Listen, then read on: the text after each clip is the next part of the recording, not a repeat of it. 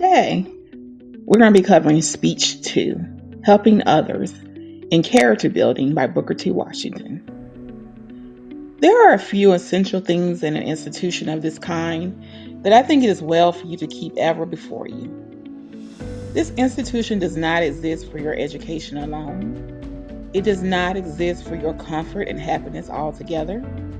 Although those things are important and we keep them in mind, it exists that we may give you intelligence, skill of hand, and strength of mind and heart, and we may help you in these things that you in turn may help others. We help you that you may help somebody else, and if you do not do this when you go out from here, then our work here has been in vain. You would be surprised to know how small a part of your own expenses you pay here.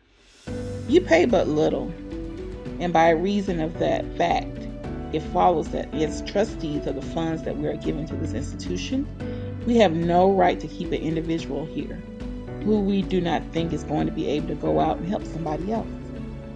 We have no right to keep a student here who we do not think is strong enough to go out and be of assistance to somebody else. We are here for the purpose of educating you, that you may become strong, intelligent, and helpful. If you were paying the cost of your board here and for your tuition and fuel and lights, then we should have a different problem.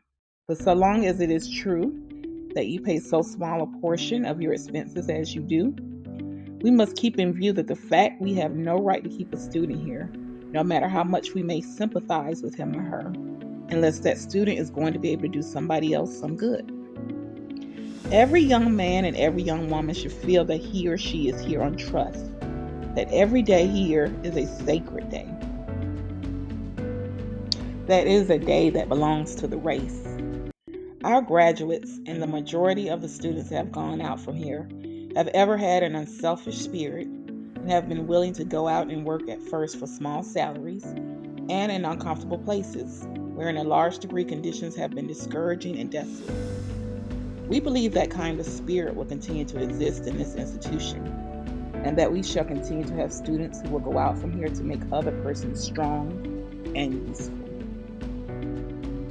Now, no individual can help another individual unless he himself is strong. You notice that the curriculum here goes along in 3 directions, along the line of labor, of academic training, and of moral and religious training.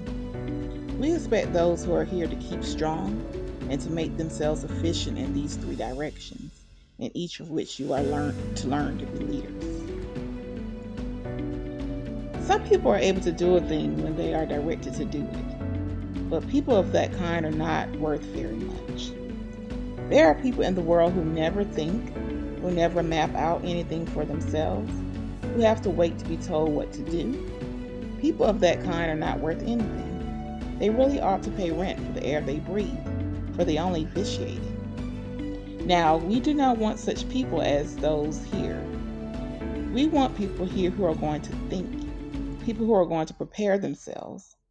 I noticed the incident this morning. Did you ever hear that side door creak on its hinges before this morning? The janitor ought to have noticed that creaking and put some oil on the hinges without waiting to be told to do it. Then again, this morning, I noticed that after it had been raining hard for 24 hours, when it was wet and muddy, no provision had been made to protect the hogs at the sty, and they were completely covered with mud.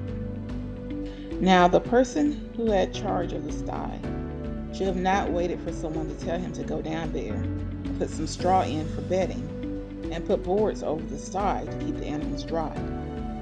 No one in charge of the hogs ought to have waited to be told to do a thing like that. The kind of persons we want here are those who are not going to wait for you to tell them to do such things, but who will think of them for themselves and do them.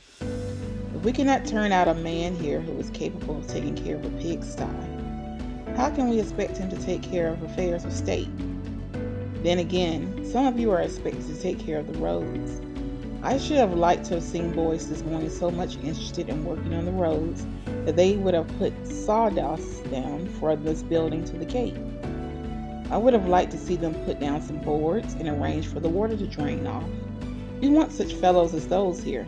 The ones we want are the ones who are going to think of such things as these without being told. That's the only kind of people who are worth having.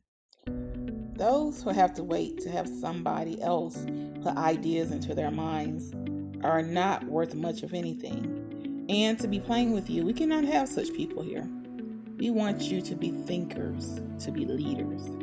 Yesterday and the night before, I traveled on the Mobile and Ohio Railroad from St. Louis to Montgomery.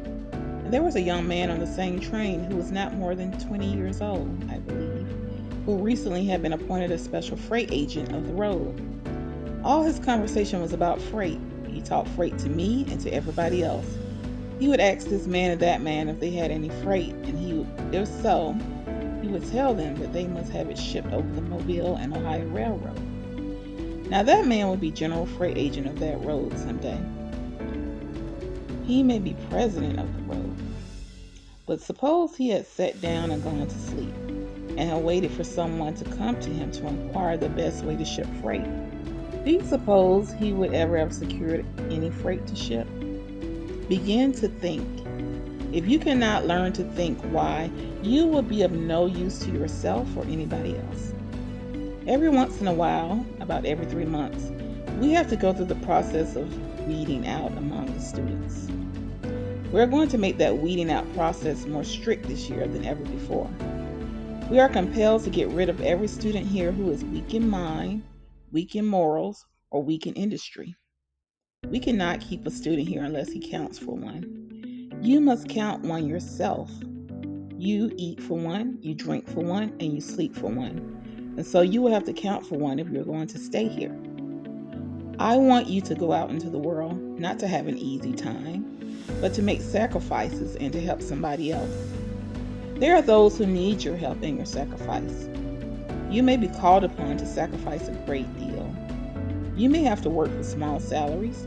You may have to teach school in uncomfortable buildings. You may have to work in desolate places, and the surroundings may be in every way discouraging. And when I speak of your going out into life, I do not confine you to the schoolroom.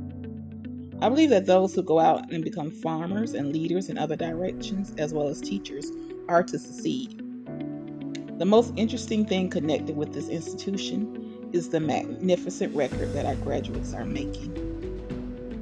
As the institution grows larger, we do not want to lose the spirit of self-sacrifice, the spirit of usefulness which the graduates and the students who have gone out from here have shown. We want you to help somebody else.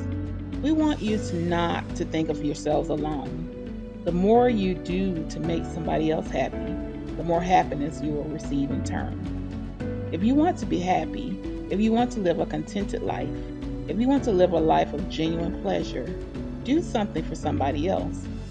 When you feel unhappy, disagreeable, or miserable, go to someone else who is miserable and do that person an act of kindness, and you will find that you will be made happy. The miserable persons in this world are the ones whose hearts are narrow and hard. The happy ones are those who have great big hearts. Such persons are always happy.